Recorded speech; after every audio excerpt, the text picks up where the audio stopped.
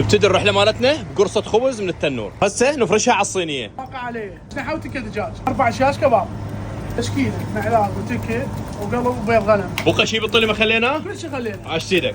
شوف هذه من اركان المشويات، الطماطه والبصل المشوي. بدات معالم اللوحه تبين عندنا، بدايه المعلاق بالاضافه للكباب. شوفوا لي شكل الاجنحه ما شاء الله.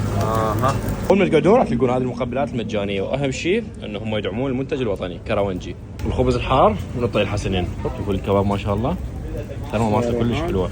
كباب وريحان، طماطه يشيل شد ايدك. وهذا الكباب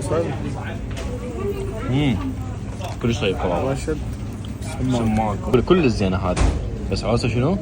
غمسها شويه حتى تصير في الشكل هذا. شنو؟ الشحم هذا اللي